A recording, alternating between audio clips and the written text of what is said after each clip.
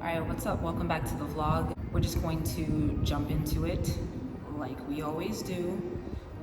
We're going to jump into chapter 13 of this book. It's a little bit echoey in here, and yes, I am in a gym, but let's just try to get past it. Alright, so we're going to start on chapter 13, risk management. Risk management is the single most overlooked factor necessary for being successful at day trading. After all, a trading system may be highly effective at generating a consistent profit over time, but a single trade that goes awry could lead to a catastrophic loss. By putting the proper risk management systems in place, day traders can avoid the emotional roller coaster that typically leads to mistakes and instead ground their decision making in statistical probabilities to ensure long-term success. In this section, we'll take a look at some common risk management techniques that can be employed to improve long-term risk-adjusted returns. Emotion versus probabilities. Humans are terrible at assessing risks without systems in place to take emotion out of the process, which makes day trading risk management exceptionally difficult. After the terrorist attacks on September 11, 2001, over 1.4 million Americans changed their travel plans in order to avoid flying, even though driving is much more dangerous than flying. Reports on driving fatalities from that year showed that an additional 1,000 people died in driving accidents due to their fear of flying. In other words, 1,000 people would still be alive today if they hadn't dramatically overestimated the risk of another terrorist attack on a plane.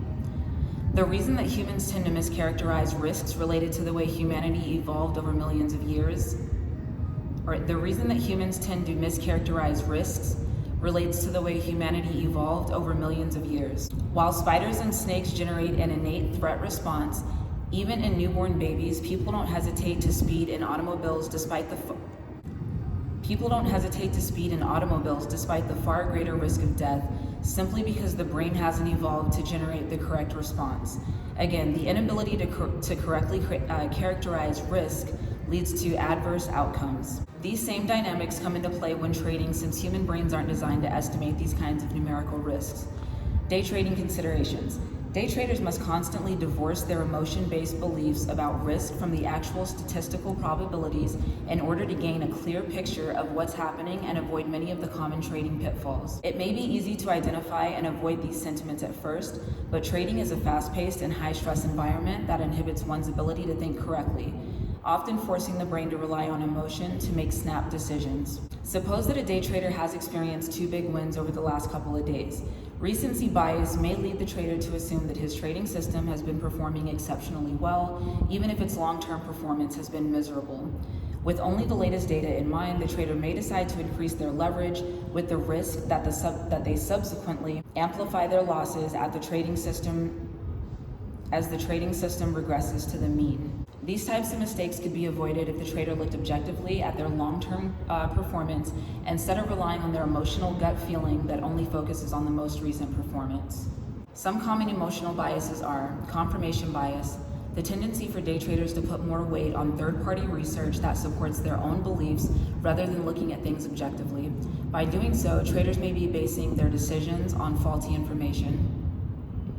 Gambler's fallacy, the belief that past performance influences the current odds of something happening, such as 4 down days leading to an up day. Surprisingly, these beliefs are very widespread amongst traders. Status quo bias, the tendency for day traders to stick with what they know rather than branching out with new strategies to capitalize on opportunities. Oftentimes, these tendencies can lead to a missed opportunity or greater risk over time. Negative bias, the tendency for day traders to place more focus on negative events than positive events, which can lead to unnecessary caution. For instance, many traders will be much more conservative after experiencing a big loss.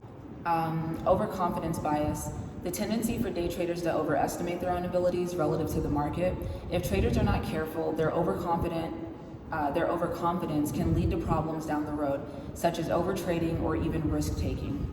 Risk management systems are essential to long-term success because they look objectively at probabilities rather than emotion and help traders sidestep one of these cognitive and emotional biases.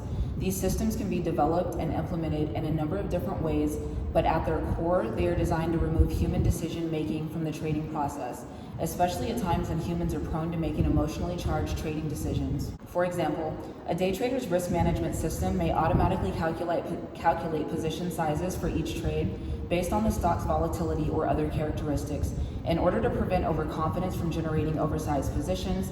The same system may also automatically generate take profit and stop loss points to remove any emotion from the trades themselves, such as second-guessing one's decision after the trade has already been placed. Day traders can control risk in a number of different ways, ranging from written rules that discretionary traders follow, to rules programmed into trading systems to remove human emotion from the process altogether.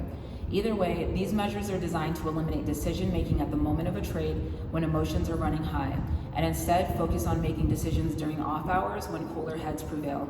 The best way to control risk when creating a trading system or trading or strategy include, number one, limited margin. Day traders should consider whether limiting the amount of margin they use in order to avoid the devastating effects of margin calls.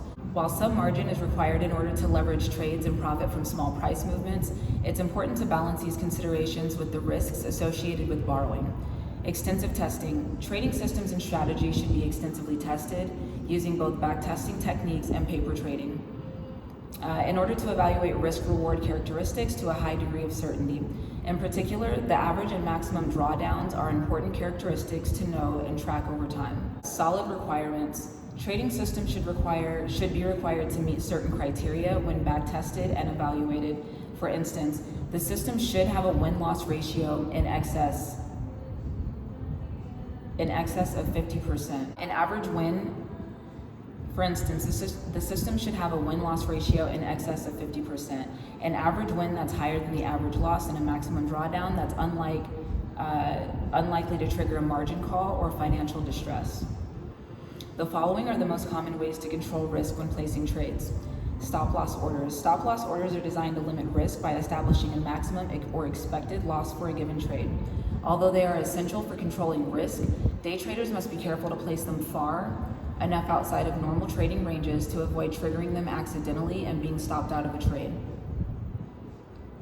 Minimum daily loss. Many day traders establish maximum daily limits to their losses in order to prevent emotion from impacting their decision making. For example, a trader that experiences a steep $500 loss early in the day may not be in the right state of mind to continue trading and try to make back the lost money. Daily profit targets. Some day traders like to set daily profit targets and stop trading when they reach their targets. In general, these targets force traders to pocket their gains and avoid taking on additional risk throughout the day using house money. Monthly audits. Day traders should undergo monthly audits of their financial performance in order to identify areas that they need to improve and ensure that they are not taking on excessive risk when it comes to executing their trading strategies. These risk control mechanisms may seem obvious, and in many ways they are, but the harder part is adhering to them on a regular basis. When it comes to compliance, discretionary day traders should always have a plan before they enter a trade. Having a plan means having a defined stop loss point, take profit point, and set rules for modifying the trade that can be referenced on a sheet of paper, on the screen, or within an actual outstanding order.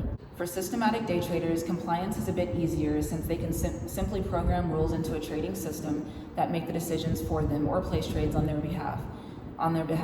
The most difficult aspect of the job for these traders is avoiding the temptation to cherry pick trades or modify trades that are already established based on their beliefs of the moment. Instead, these traders should let trades play out and then, if necessary, make changes to the overall trading system in order to fix any errors that they identify. And that is it. All right, cool. So the last one is going to be the 20 golden rules of day trading. All right, well, thank you for joining, and I will see you guys next time.